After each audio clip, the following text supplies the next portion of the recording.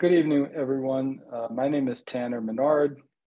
I'm the organizing manager at Equality Arizona, and our mission is to build a strong and resilient LGBTQ social movement and culture in Arizona by increasing access to safety, well-being, and inclusion in society.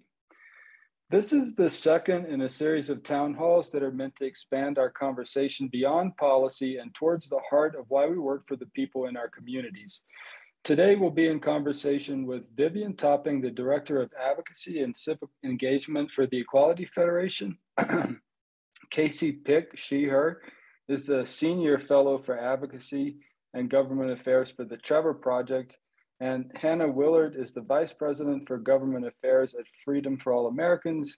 And our own Jean Woodbury is the Policy and Communications Director at Equality Arizona. Each of our guests will introduce themselves, speak briefly about how they got involved in LGBTQ plus advocacy, and discuss anti-LGBTQ bills in their area of expertise. We would also like to encourage everyone to sign up for volunteer opportunities to help protect our rights as LGBTQ Arizonans. We're going to put links in the chat. We have a phone bank coming up. We have a chapter meeting. And every week I teach a class called Yoga for Organizers, which takes place at 7:30 a.m. Arizona time on Wednesday morning. So please leave comments and questions in the chat. And once our guests are done with their presentations, there'll be an opportunity to ask questions through the chat. So welcome, Hannah, Vivian, Casey, Jean. It's nice to speak to you. It's nice to that you came here. So maybe just if each of you could kind of say who you are, introduce yourself. And what I would really love is if you could just describe why you got involved in LGBTQ advocacy work. I'll tell you that for myself, when I grew up in rural Louisiana, I was a weird, I guess you could call me a queerdo or something in Louisiana. And I got involved in HIV work in my early 20s because I needed a community, and that was a way in for me. And I was really concerned about what was taking place around me. So whoever would like to jump in, and then once you all have introduced yourselves, we can hear about bad anti-LGBTQ bills. Start us off. Hi, everyone. My name is Vivian Topping. You can call me Viv. My pronouns are she, her, and I'm the Director of Advocacy and Civic Engagement for the Equality Federation, and I'm based in DC. So I think I first got involved in activism actually in kind of like LGBTQ organizing. I think like the first real thing was when I was in college. There was a local non-discrimination ordinance on the ballot in the city that I went to college, and I got hired as a field organizer, and I ended up working there and really enjoying it. I'd already been involved with some kind of like political work in the past, and this was something that really like hit close to home. And so I really loved the opportunity to kind of do that. And then that kind of launched me into the rest of this work, where I now have been doing this for about 12 years, focused on LGBTQ non-discrimination protections and on anti-trans laws. So yeah, and grew up in Michigan, right outside of Detroit, and then went to school on the west side of the state and have lived all over for various campaigns. I'll jump in next. My name is Casey Pick, pronouns are she, her. I'm the Senior Fellow for Advocacy and Government Affairs at the Trevor Project. Spend my days mostly in Alexandria, Virginia these days, but a lot of time traveling as well. So, story of how I got involved in advocacy work honestly goes back to being that like scared, shy, closeted kid back in high school. And I responded to figuring out my orientation the same way I did anything else that frightened me. I tried to research it into submission. So I read everything I could get my hands on: law, religion, biology, epidemiology, any of it. And so I got to college, had all of this knowledge in my head, but wasn't really putting it to any particular use until I had a friend who was much more, shall we say, activistly inclined, who discovered that I had all of this information in my head, dragged me along with her to meet with our college administration and I kind of got bit by the bug of figuring out which of these bits of data or knowledge or information would be persuasive in a story to tell to this particular person to get them to come over to our side. And once you get bit by that, at least if you're me, it's just addictive to try and figure out what key goes in which lock. And then getting into it professionally, I had been very active in the campaign against Proposition 8 while I was in law school at UCLA, but I thought that might be kind of the end of it.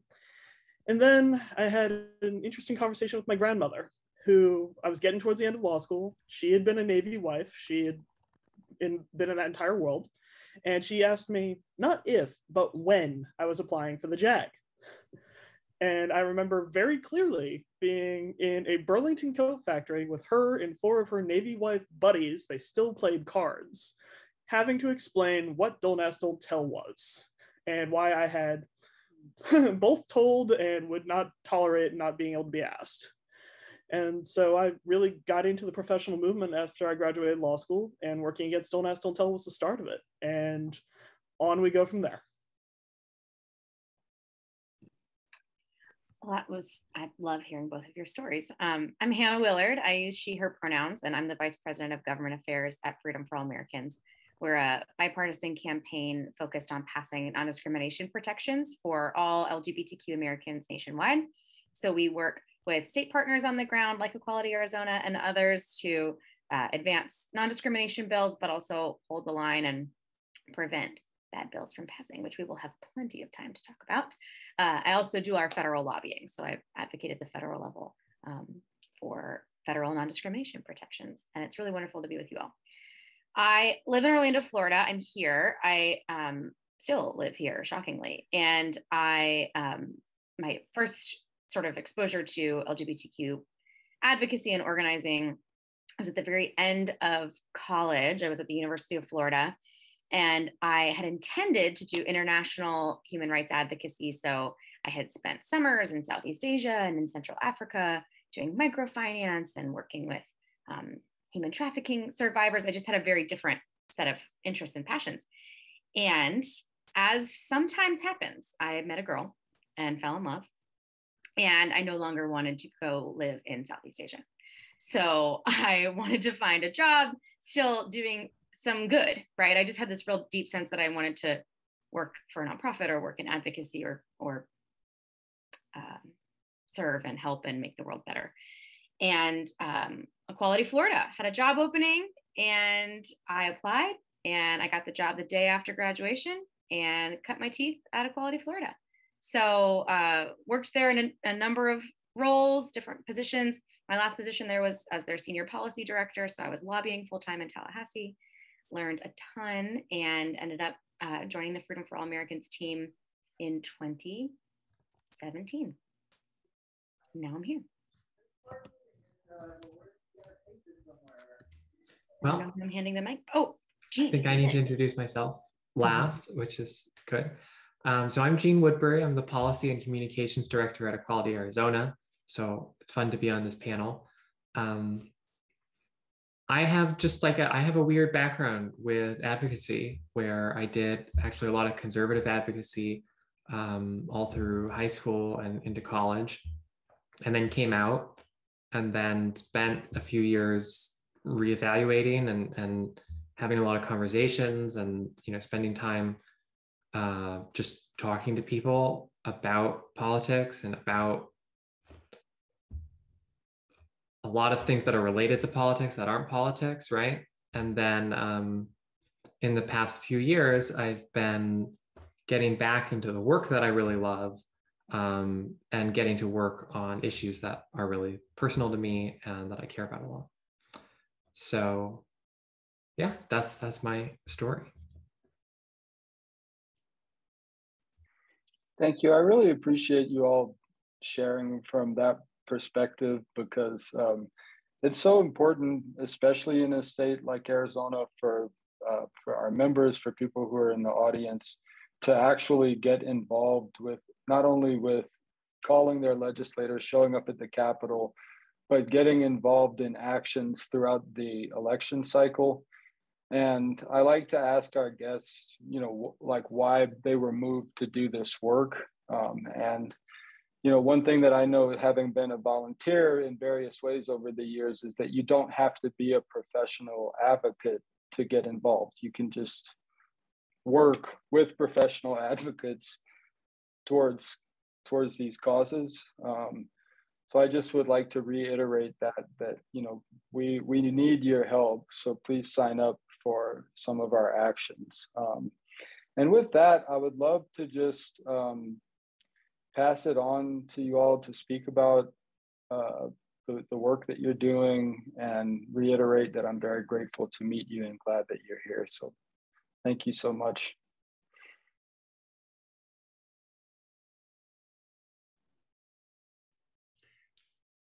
We could go in the same order, I think. I was gonna say, if we want to, then we can, yeah, sure. So I guess that means I'm starting.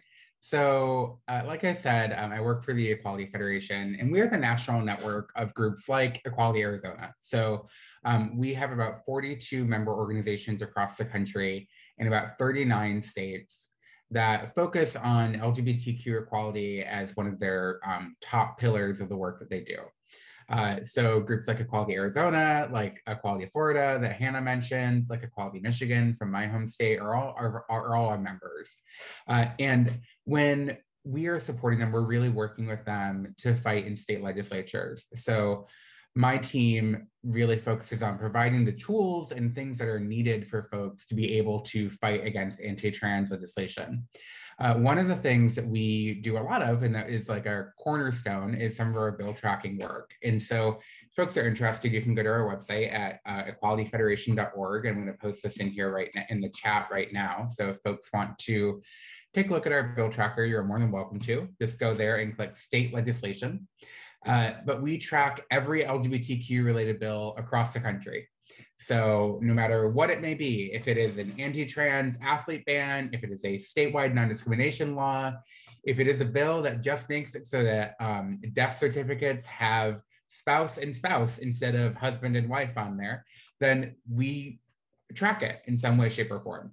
And so across the country right now, we are tracking a little over 700 bills that impact LGBTQ people.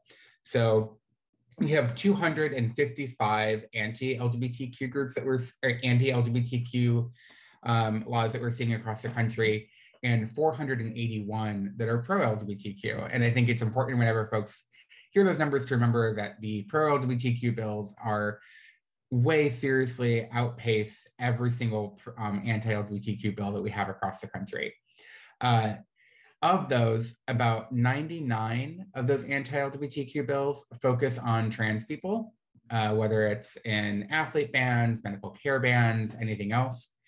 And 79 of them are actually pro-trans, so bills that focus on furthering justice for trans people. We have 29 healthcare bans across the country and 37 athlete bans. And I'm making some assumptions about the folks who are on here, but I just want to make sure that we're all on the same page when I talk about athlete bans and healthcare bans. Athlete bans are bills that make it so that transgender girls, primarily transgender girls, cannot participate in school sports. Some of them do include transgender men, but the vast majority of them focus on transgender girls and ban us from high school and sometimes college sports. There are also bills like the healthcare bans that deny access to gender-affirming care for transgender youth and make it so that we cannot actually provide that kind of care to youth.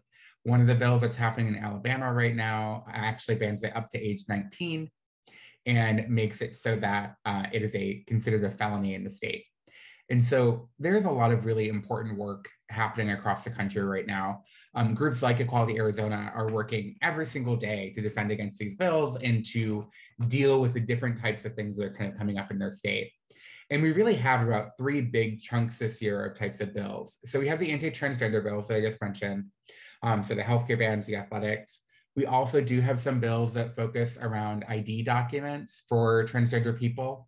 So making it easier or harder for people to access and change documents to reflect their gender identity, as well as bills that focus on bathrooms. I think we all thought that we had been able to push back the bathroom fight for a few years, but it is back with a vengeance now, where folks are talking primarily about schools and school bathrooms and where students can use the bathroom. We also have a bucket of bills that we've called curriculum censorship and surveillance bills. So these are bills that I think when we think about the Don't Say Gay bill in Florida, or if we think about the bills that basically make it so that you cannot teach the truth about our history, whether it's around racism, whether it's around LGBTQ people, whatever it may be, and bills that make it so that so that school staff and faculty have to out students. We've called those curriculum censorship bills. And then the final bucket of bills that we have across the country right now are religious discrimination bills. So bills that give you the ability to discriminate against someone based on your religious or moral beliefs. And so we are seeing a lot of these across the country, and it's incredibly difficult, but we are seeing amazing work from our folks on the ground. Just this week, we've seen bills in Idaho and West Virginia and Utah all die. And they're either sessions end, or we get commitments from leadership that have killed those bills. And we've seen really amazing work in doing that. I think the thing that always really inspires me about doing this work and being part of this and being able to be witness to this is seeing the amount of people who share their story and who bravely come forward to the Capitol in their state to testify, and who are able to say who they are, share their story, and do that in the face of people who sometimes aren't listening to you and who sometimes don't care. But I think that for me, it's always thinking about who is the one person that's hearing this that needs to hear it, and who is the one person that's there that just needs to hear your story. And so I think there's a lot of work that folks can do to kind of activate on these bills. I'm sure we'll have some time to talk about it later, but I think that one of the main things that just has been inspiring about the session, despite the awful attacks on trans people this year, has been seeing folks really feel empowered and able to share their story and activate against these bills across the country. So, and I thank all of you who are on this call, who are folks who may have been at your Capitol, who may be calling their legislator, who may be volunteering with Equality Arizona, because that's the kind of work that helps us actually win here. That's the kind of thing that if we do that, we can defeat these bills. So that's what I've got for you. And so I'll hand it off to, I think it's now Casey, right? Indeed. And you are, as always, a tough act to follow. So I'm with the Trevor Project, and we are, of course, best known for providing 24/7, 365 days a year crisis counseling services and suicide prevention services for LGBTQ youth who reach out to us through telephone, chat, or text. And that is the heart and soul of what we do, but it actually isn't everything that we do at the Trevor Project. We also have a public education department that is out there training youth-facing adults on how they can best serve LGBTQ young people and their mental health. We have an amazing research team who I'm going to brag on heavily for the next few minutes. And you've got my advocacy department, where we work state, local, and federal on all issues that are relevant to LGBTQ youth and their mental health, and trying to further our mission of ending youth suicide in our community. So we are absolutely here to do our part in fighting for LGBTQ youth in the States. So opposing the kinds of bills that Vivian was talking about that are targeting access to gender-affirming healthcare, sports teams, safe and affirming schools is core to our mission, and just the right thing to do. So a large part of how Trevor supports this work is through our research. While our results are rarely what you would call cheerful or encouraging, it can be powerful in persuading lawmakers. So just in the last year, we've recently published peer-review articles showing a connection between access to gender-affirming healthcare and lower rates of depression and suicidality. We've put out polling showing that all of just the debate about these anti-trans bills is having a negative impact on the mental health of youth, leaving them too often feeling sad, hopeless, or scared. And we've put out research briefs from our annual national survey. We survey upwards of 30,000 youth every year for the last 3 years across the country. And Sometimes we can actually raise up the actual words of some of the respondents to those surveys, like the transgender youth who tell us that they've been discriminated against in sports, or on the other side, found sports to be an important part of their mental and physical health. So we've got that research, which we love to share out directly in testimony at committee hearings, but we also really love arming local advocates with that data that can be used in your own talking points, and having state partners use that data and just share it far and wide. We also work hard to just drive grassroots supporters to contact their lawmakers, to show up to rallies and hearings. Our comms team loves to raise up the materials, press releases from our local partners, because, well, Trevor's got a big soapbox and a big loudspeaker, and we love using that to benefit our local partners and local folks on the ground. And where it's helpful and we're invited, we also like to show up to help on the ground. I'm coming to y'all live tonight from the great state of New Hampshire, where an amazing local coalition of folks actually managed to beat back both a really nasty anti-trans sports ban, and also it was an anti-trans prisons bill and a bathrooms bill. Like, this thing got messy. Managed to beat that back, and also a bill that would have gutted the ban on conversion therapy that passed here 4 years ago. Arizonans know a little bit about those pro-conversion therapy bills, I know, because y'all killed off one of your own last year 3, 4, 5 times. Same as we did in Arizona, Trevor was happy to come here to New Hampshire just to speak to the demonstrated harms of this dangerous and discredited practice, raising up the kinds of true and tragic stories that we hear on our lifeline and from the youth who contact us. And in this case, getting to pair it with a brand new study that was published by JAMA Pediatrics that showed the cost to our society from conversion therapy is over $9 billion a year. You think that might make a few ears perk up? It seemed to work in New Hampshire with some of the Republicans. So I can talk about this stuff all night, but I'm going to put a pin in it and pass it on over to Hannah, because I can't wait to hear what she's got to say. We all could probably talk shop all night. So thinking about, so I work super closely with Viv and Casey, and so there's a lot of things that I could share that would be really duplicative. So instead, I want to talk a little bit about why this is happening. How did we get here? Because I think there's a really difficult dissonance right now between support for LGBTQ equality, support for us being protected from discrimination. That's actually at an all-time high.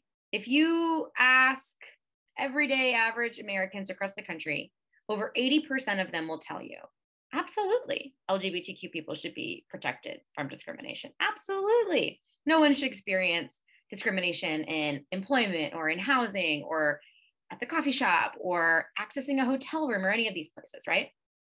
And so we have that. That is true. We also, though, have a record number of anti-LGBTQ bills being filed in state legislatures, as Vivian mentioned, over 200, and record numbers passing of legislation that is squarely targeting LGBTQ kids. So of that 200 plus bad bills, the vast majority of those impact kids, impact youth more, and then the vast majority of those impact trans kids most specifically. So what's happening? That feels quite dissonant, right? That doesn't make sense. That feels counterintuitive. And I think it's really important to name that what we're seeing is a very coordinated effort on behalf of a very small number, but very loud group of extremist fringe organizations that really are pushing template copy-paste legislation in state houses across the country. These bills are not homegrown solutions to local problems. These are very much exported template copy-paste bills from these far-right groups who really don't want us to be protected from discrimination. They hold very extreme and highly unusual views that we should not be protected from discrimination. Those are actually the outlier. That's the outlier, right? But unfortunately, this dissonance is causing real harm. This gap is causing real harm. The fact that we're in this moment where there is so much support for our community, and yet so many of these terrible bills, it's causing a lot of, taking a real toll on LGBTQ people of all ages, but as Casey said, especially on kids and young people. And I at least think it's really helpful to kind of unveil and reveal who's behind these bills, because it helps to remember that the average Arizonan, the average American, when you really get underneath these issues, I really do believe that we will see a turning point and that there will not be the type of support for these types of terrible bills, because there's already so much more understanding and connection with who LGBTQ people are. We just need more. As you can kind of remember, Freedom for All Americans, I mentioned we are a bipartisan campaign to pass non-discrimination protections. We were founded in 2015. And the course of our 7-year, run, I guess our 7-year run of operations has really tracked the evolution of anti-LGBTQ bills, these very, big, forceful waves of discriminatory legislation. Back in 2015, we saw very targeted religious exemption bills trying to create a license to discriminate for LGBTQ people, against LGBTQ people. We saw the bathroom bills of 2016 and 2017. Then we saw a wave of bills seeking to discriminate in foster care services. Then we're seeing, now this wave of bills in sports and in healthcare and now school curriculum. If we were to just zoom out, I think it becomes really clear that it was never about bathrooms. It was never about sports. And it was definitely not about parental rights. Back in the 80s, when Anita Bryant was pushing the very same messaging, the very same rhetoric that we're hearing out of some politicians today, it wasn't about family values then, and it definitely wasn't about protecting kids. So these are different pages out of the same playbook. And what I want is for that to empower us. It can feel daunting and it can feel really discouraging to know how organized and coordinated these folks are. But there are way more of us than there are of them. There are way more of us who really do believe in treating everyone with dignity and respect than there are of them. And so what I want is for that information to empower us, because they are really the exceptions, not the rule.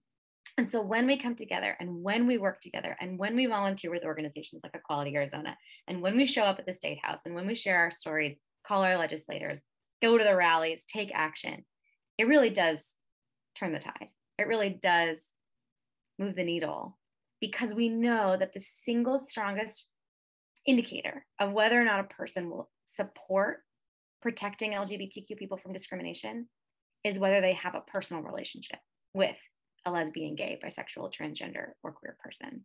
And we have the most work to do introducing people to their transgender neighbors and transgender coworkers and transgender family members and friends. So that's a lot of the work that we do in terms of just trying to connect the dots between what's happening in state houses to the broader picture, to the broader movement of LGBTQ equality. And it's why we think we have a really important opportunity to also pass federal legislation to provide these protections across all 50 states. We think we have a really important opportunity to create a national narrative that actually LGBTQ people deserve these most basic protections under law, and we deserve to be treated with dignity and with respect. And so as we fight back against these bills, we hold that as a real North Star. And we work with a lot of really wonderful advocates and organizations who do too, like Equality Arizona, Trevor, and the Federation, and all of you all. So it's really a treat to be with you tonight.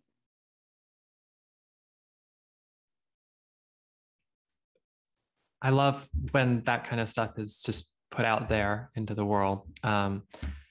I always like to talk about how in 2013, when the city of Phoenix passed its LGBTQ inclusive non-discrimination ordinance, if you go back and you read the news stories from then, you see the origins of people saying, well, what about bathrooms? Are trans people going to be able to use bathrooms now? Are they going to infiltrate bathrooms? And then actually just like shortly after that, a representative here introduced pretty much one of the first bathroom bills.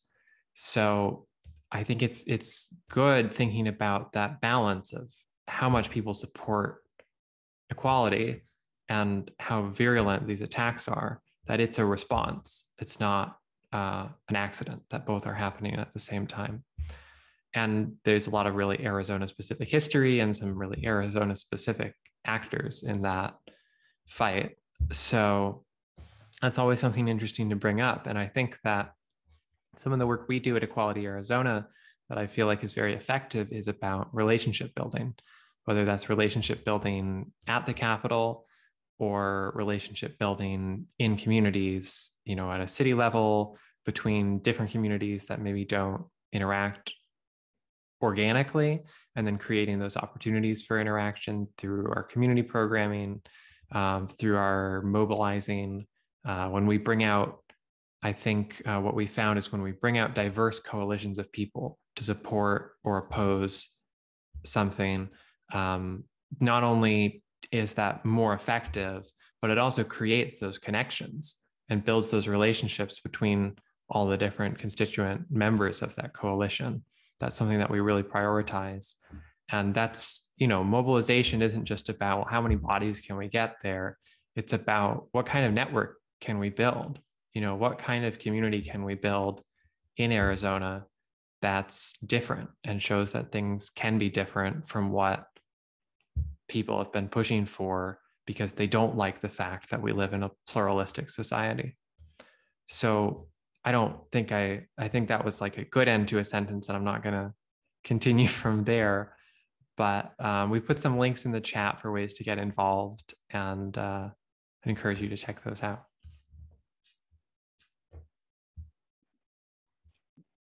Thank you all so much for that. I actually learned a lot, and you know, there's a part of me that I just do the kind of work that I do because I want to be a beneficial human being.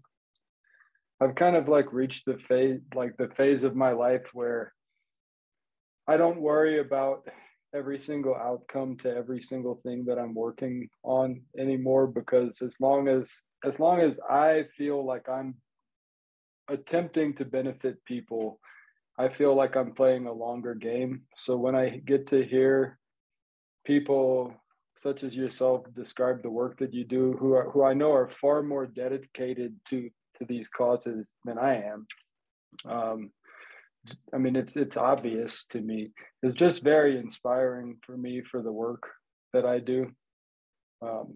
So I would love to open it up to you all to just be in conversation with one another right now. And then if anyone that's in attendance would like to ask questions, you can put it in the chat and we will field those questions to folks. But until that happens, if you'd all like to just be in conversation with one another, I would love to hear what that sounds like.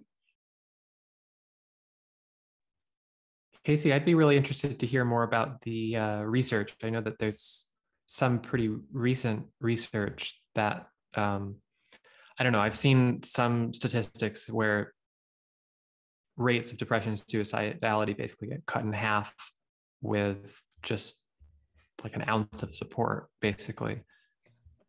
It is remarkable, and one of my favorite things to be able to cite, that the presence of one affirming adult in an LGBTQ young person's life can reduce the odds of them having a suicide attempt by 40%.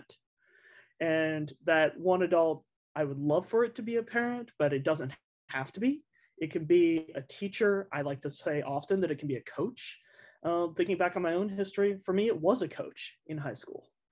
So that's a massive data point I love to put out there. Also, things like for our trans and non-binary youth, the ones who can count on their school to be a place where their identity is consistently recognized and respected, it's a third, like reduces by a third the likelihood of them having a suicide attempt. So safe and affirming spaces are tremendously helpful, and they really do make a difference. So like we call out the things that we know are harmful, discrimination, obviously, bullying, etc. But just as powerful, if not more so, are the things that we can do to help and to make things better. And, just trying to put a little bit of that out in the world to encourage folks to try to be that one accepting adult. Yeah, I would just say that I think that's why we're seeing so much renewed sort of outrage at what is happening in states like Florida and in Texas. And I think in other states, folks are seeing a real resurgence of energy and activity. I think it feels like it goes so far beyond the pale to create such unsafe situations for kids. And that does, I think we've seen, that does really strike a chord. And I love the corollary of the research from Trevor, because it helps to be able to quantify what an affirming environment would do, because we're seeing right now the costs of an unaffirming environment for kids across the country, and especially in a place like Florida. And I know that in Arizona, you all had to fight back against versions of Don't Say Gay for years, right? These curriculum bills are not new, and they are far from an outlier, far from unusual. But it really does strike a chord that these kids would be going to school, and by virtue of what is left out of their classroom discussions and left out of their conversations from their teachers and school administrators, LGBTQ kids get this message that there's something so wrong with them, so broken, so bad, that they can't be mentioned, that they can't be discussed, that they can't be who they are.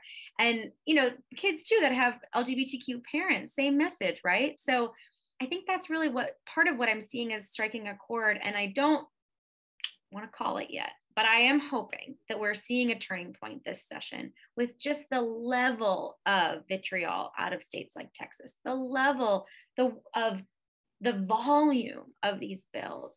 I think it is a moment where we're consolidating ranks with those people that I mentioned before, who really do believe that we should be protected from discrimination, really don't like the idea of kids being banned from playing sports or not able to access life-saving best practice medical care, or can't be who they truly are at school. We are seeing a consolidation of rank, and that does give me a lot of hope. And it's being led by folks like you all on the ground. It's being led by folks who really are digging in, leaning in, and taking your advocacy to the next level, because you are really trying to meet the moment that we're in. Well, I have an ice cream truck in my neighborhood right now. So if you hear the music, that's what that is. Nice. But we have two really good questions in the chat. So I wanted to start with the question, what can we do in the state of Arizona? I'm in Phoenix and would love to get more involved. So I'm going to put a couple of links. Actually, right now, two of the bills that are really concerning are bills we've talked about, the kind of bills. So SB 1138, which restricts gender affirming care for trans youth, and then SB 1165, which is a trans athlete ban. So I'm going to put a link in the chat. This is a way to contact your representatives in the House. Both of these bills are going to be headed to a vote in Committee of the Whole and then the floor of the House, which would be the last stop before it gets sent to the governor. So the point of this forum is to reach out to your representatives from your legislative district and say, hey, please don't vote for these.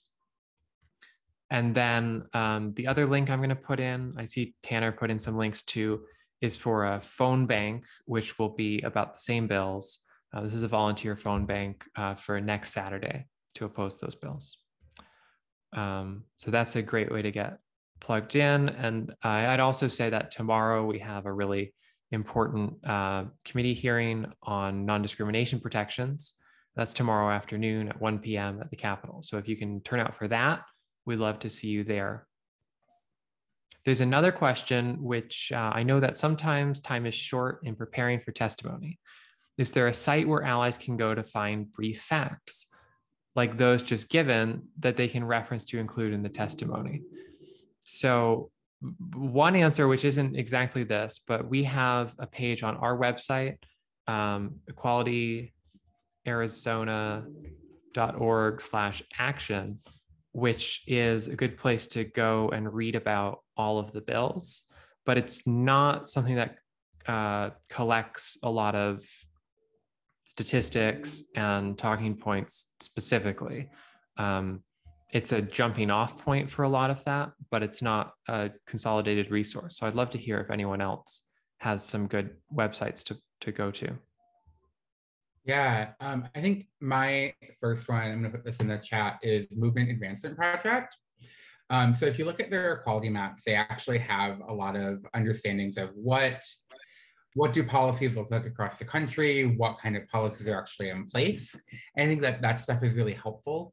The second part is I am just going to directly link to our bill tracker for national bill tracking for folks to take a look at for the Equality Federation, so you can see what bills are there. The one thing that I would say for a lot of allies and for folks who are kind of coming through, and people who might be thinking about testimony and what they might do, you don't need to give them the statistics and the facts and the numbers, because Equality Arizona is going to do that. They're going to make sure that they get the right stuff. They're going to make sure that they get the right data and the right numbers that are there. What you need to do is prepare your story. Because, you know, the thing that I have done most of my career is a tactic called deep canvassing. And when we do deep canvassing, what we're doing is actually talking to folks with the goal of changing their heart and changing their mind, rather than just getting a quick yes or no, do you support this thing answer from them. And within that, the thing that we know about how to actually change someone's mind or like move someone on these issues is that no matter how many facts or research studies that you throw at them, the thing that's going to help is for them to be able to see a story or to hear a story where they can see themselves and be able to connect with you. And so I think when we're talking about these kinds of things, when we're talking about how to talk to legislators, when we're talking about how to do this, I always remind folks, like, there isn't a perfect message anywhere. There isn't a perfect statistic that suddenly will make a legislator go, oh, wow, I shouldn't do this. But there is like the story of the transgender kid that can talk to that legislator. There is a story of the mom of a trans person. There is a story of a trans person detailing how gender affirming medical care has saved your life. These kinds of stories are the things that can help. And I think for allies, if you're trying to think about like, what do I say if I'm someone who doesn't identify as transgender, don't identify as LGBT, a lesbian, gay, bisexual, for some reason want to like share my story here. Think about like, how did you come to be an ally? How did you come to be to like hold these kinds of values and share that story? Because when someone can see themselves in that story, it makes it easier for them to see how they could come along with you. I hope that answers some of the question for the person who is there. Yeah, I'll follow up very similarly to Viv. I will start by dropping Trevor's resources and research into the chat, but also really just wanting to emphasize that everybody does have a story to tell about these things. And the folks that I have found being really impactful, I'm thinking to a hearing that was in the Missouri Senate just a couple of weeks ago, where I got to listen to hours of testimony. Some of the folks who really struck me were, one was a teacher who just got up there and talked about the nuts and bolts of what it looks like to have a trans kid in class and to protect that child from bullying, and also how the kid's classmates just kind of rolled with it. And so that's not on any of our talking points. That was her authentic experience. Same thing when folks get up there and talk about how, you know, they're a member of a faith community, and they've worked really hard to make their church, after years of discussion, into a safe and welcoming space. And, you know, the sky didn't fall. So when folks are able to look at things and really personalize it, on these sports bills, so many of them are done supposedly in the name of defending girls, defending women, and defending our athletics. Having just straight athletes come out and say, you know, you're doing this for me, I don't want this. This is not my idea of fairness. Like, just that kind of plain spoken, honest to your experience goes a long, long way. You don't need the stats or the data. I promise we'll get that to them. No additions, no notes. Perfect. Agreed. I have a question that I'm curious about. What is the political strategy of the far right. I mean, what are they trying to accomplish by pushing this sort of hateful legislation? If it's not specifically about the issue, why are they doing this? What is their real aim? I can jump in, and Hannah, if you want to elaborate too. So I think there are a few different groups of people who are pushing these bills, right? So there are like the moderate Republicans who, this may not be their top issue, but they see the writing on the wall, and they know that this is an election year issue and they want to win their election. And I know that that's very a little bit crass, but it's true that what they're looking for is to win their election. And this is the thing that has been whipped up that they need to support for whatever reason. The people who are really pushing this, and this is a part where I turn into the slight conspiracy theorist of the movement, but the people who are pushing this are really thinking about how do they build a world where the religious rights rules have won, where they can say, all right, we now have dominated in government, we've dominated in education, we've dominated in all these other places, and we have said that we have put forth the vision for the Christian right, what they want to be able to do. And so that means trans folks not being here, that means abortion being outlawed, that means going against the truth of what happens in our country, the truth of our own history of racism and slavery, and basically making it so that the country is set to be a haven for the religious right.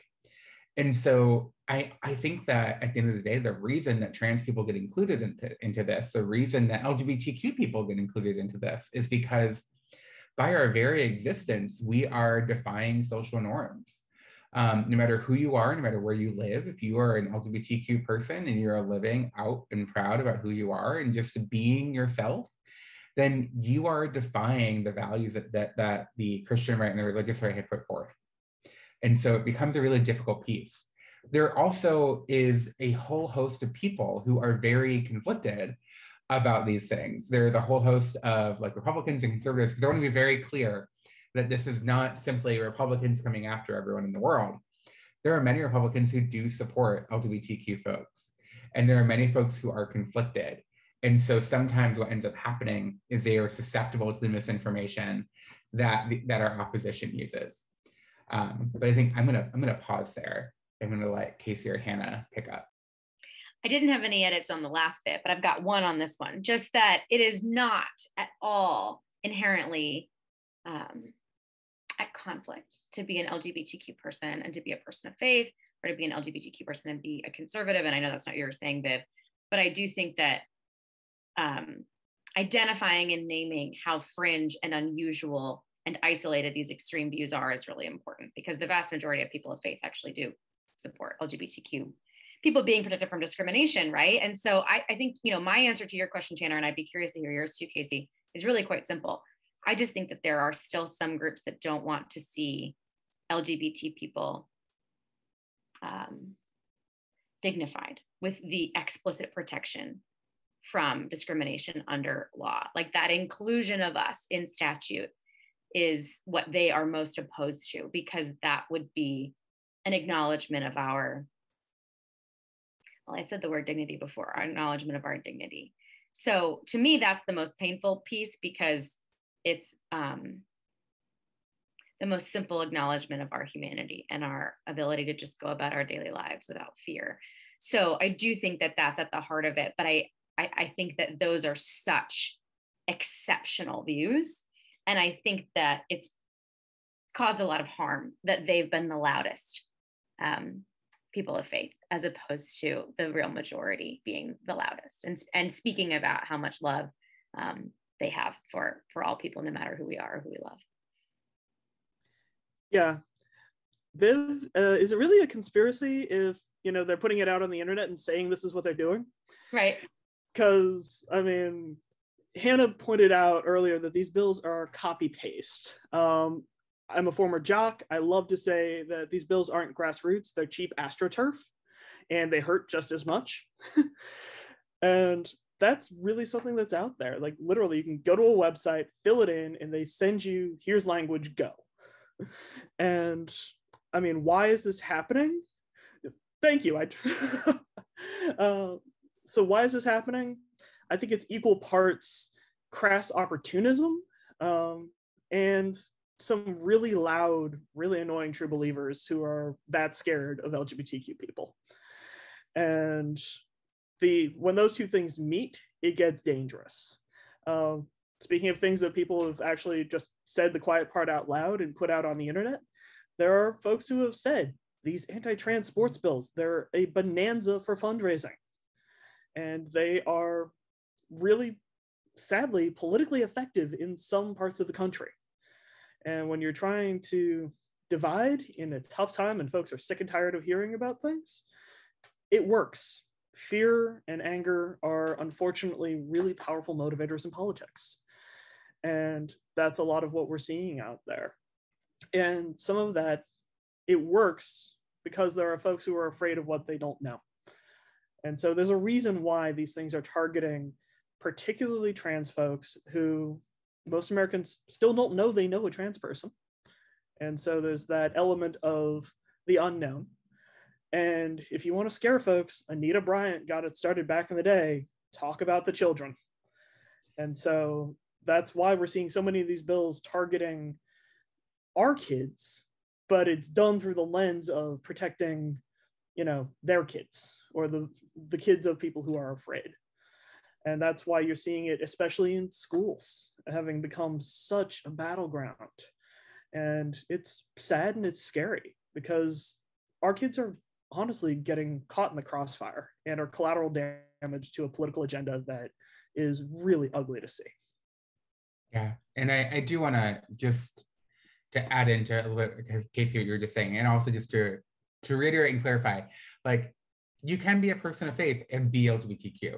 You can be a Republican and be LGBTQ. This is a small fringe group of people that are just very loud and that are really good at media and are good at getting people to pay attention to them. But what you notice when we actually have to see them mobilize in person is that no one actually shows up. I mean, if you look at the testimony for these bills, every time in those hearings, the one consistent thing that we see, significant opposition, rarely ever support. When supportive folks do show up to those hearings, they are few and far between and are consistently outmatched by the folks that we have showing up opposing these bills. And the same thing happens when they hold other events too. There was recently an attempt at an anti-trans rally here in DC outside the White House, and it was 10 people, 4 of whom were being paid to be there because they worked for the organizations that were running it. And so it's not really a movement that can mobilize people. It's also not a movement that actually has strength. They're just loud. But I think that, like, going back to a little bit what Casey was saying, that they're focusing on children, we also now have our opposition starting to use phrases like grooming to refer to being open to an LGBTQ youth, to allowing an LGBTQ youth to be able to talk to you about who they are, is being called grooming and child abuse. And these are the same things that we have seen for years. And we've talked a lot about Anita Bryant here. Just to be clear for anyone who may not remember who Anita Bryant is, she was a anti-LGBTQ activist and advocate who really became the face of the anti-LGBTQ movement in the 70s and 80s. And one of the things that she ran was trying to make it so that gay people could not be teachers in schools in California. They had a statewide ballot question on whether or not gay people could be teachers. And they said the exact same things. They talked about grooming, they talked about sexual assault and predatory behavior. And at the end of the day, what's happening is the folks who are still opposed to LGBTQ people are trying to be as loud as they can and using the same argument that they've used for years, just with slightly different dressing. I think one thing I've noticed with that language that has popped up is, obviously it's what I've been hearing my whole life, right? But at the same time, it's phrased in a way like a lot of modern reactionary politics that uses the language and joke structure of, like 4chan culture. So when they say groomer, it feels the same as like Elon Musk calling someone a pedo, right? Where, yeah, it is in this decades-long context, but it's also something that's about the like cultural language structure of politics right now. There's I was just going to say there's definitely a social media element to this. I think that as noxious as I find it that term is being used and applied to LGBT folks and advocates for safe and welcoming schools, the fact that groomer rhymes with boomer has not helped us. So I am seeing it constantly on social media, people responding back saying, okay, groomer, the same way that you would sometimes see the like Gen Z boomer dialogue of okay, boomer. So folks are playing that, well, I'm just joking, but not really. They're only joking when you call them out on it, which is dangerous.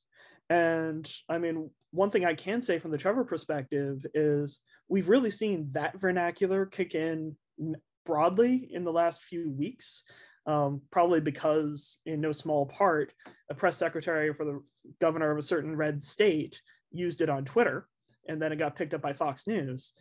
But a month before that happened, we had a fringe, talk about your fringe of the fringe, a fringy parent called into Trevor, used our crisis services, and then published what they thought was an expose of how the Trevor Project didn't provide information about detransitioning to the Ahsoka child who was asking for our services. And it came out under the headline on a fringe blog of, Trevor Project grooming children. So, and in that case, they weren't joking. They were trying to tarnish a suicide prevention lifeline with the allegation that we are somehow preying on youth. So that kind of rhetoric, I can't help remember that it's tremendously dangerous. I mean, violence happens. People die, they lose legal connections to their children. The history of how the allegation of LGBT people going after children has affected us, it's no joke. And it's something that really does need to be pushed back on every time it's come across. Thank you so much for that. And I'd like to lead, as we come upon the hour now, I would like to transition into my last question. And if we could all just like a brief answer to this. So we're fighting these bills. We know they're bad bills. What does it mean if they pass? What is the human impact? Why do we do the work that we do? What happens to human beings if these bills pass?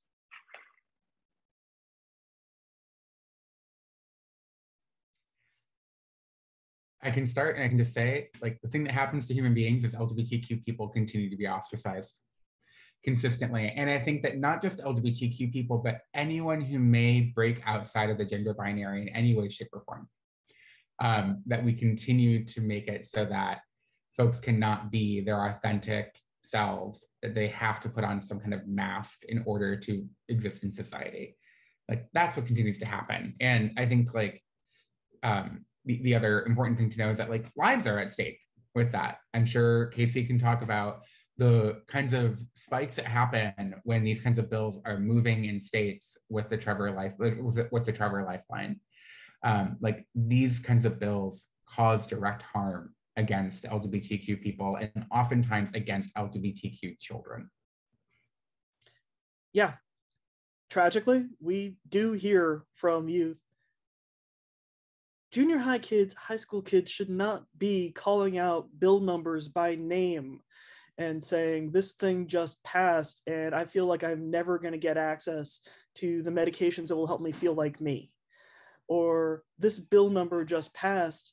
What am I going to do? My teammates are my best friends and I need them. Kids shouldn't be calling out bill numbers, but it happens. And in terms of things that are having a real effect on real people, it also just increases fear. It increases fear among our youth.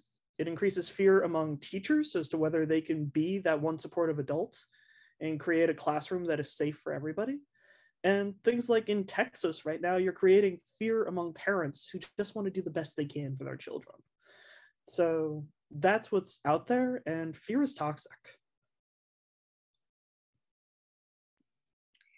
Well, I think one of the things, those are all true. That's all true. And it is worth noting that the very existence of these bills, let alone passage, just the existence of the bills causes a lot of harm by virtue of just being filed, just being introduced, just being discussed. So that cost is unquantifiable. But one of the things I know will happen if these bills pass is we'll keep our true north. We'll keep making the world safer and better. And I do think that digging in that happens, that consolidation of rank that happens, it's not nothing. It's where our community's been before many, many, many, many times. And it's where I think we should expect to be again. I just saw your message, Vivian. It is in fact dire. It is in fact a crisis. And this is not the end of it. This is the point at which we regroup and hold true to making the world safer and better for especially transgender kids, but all LGBTQ people of all ages. And one of the ways that we're doing that for sure is turning as much attention as we can to Congress, to making sure that they take action and pass way overdue protections for our community in all areas of basic daily life, right? And we know that message that Congress could send right now is more important than ever. And I think we'll keep taking care of each other because that's what we do best. We create safe spaces and we take care of each other. We regroup and we fight back harder.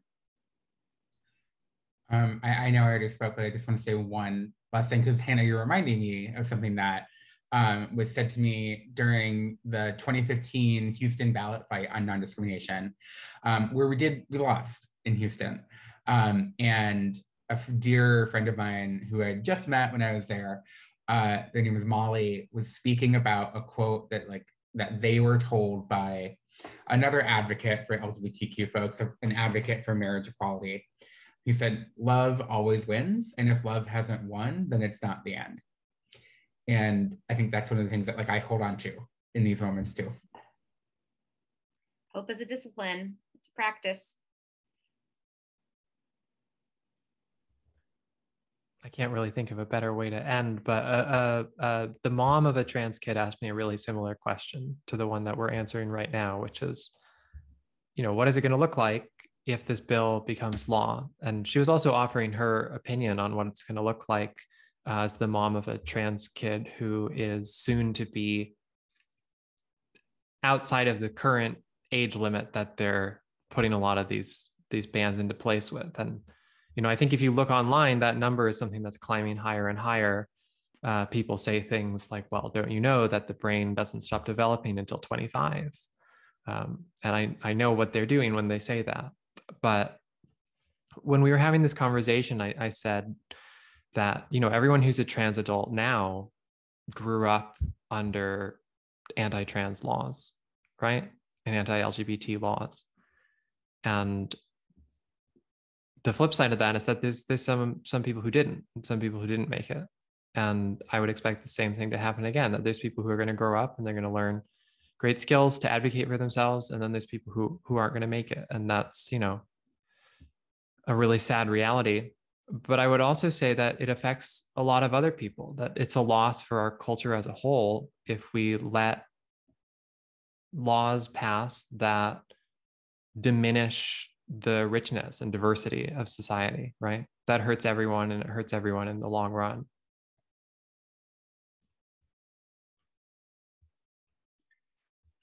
Thank you all so much. And I'd really like to just thank the people who attended and then the people who will watch the recording online. Thank you for sticking with us. Thank you for whatever way that you choose to get involved with Equality Arizona and with these amazing national organizations.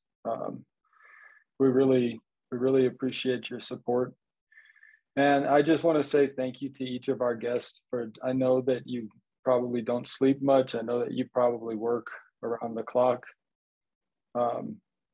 And thank you for, I know that to do this work, there has to have been something, some experience, some emotion, some energy that caused that to be. So thank you for responding to that energy in the way that you have.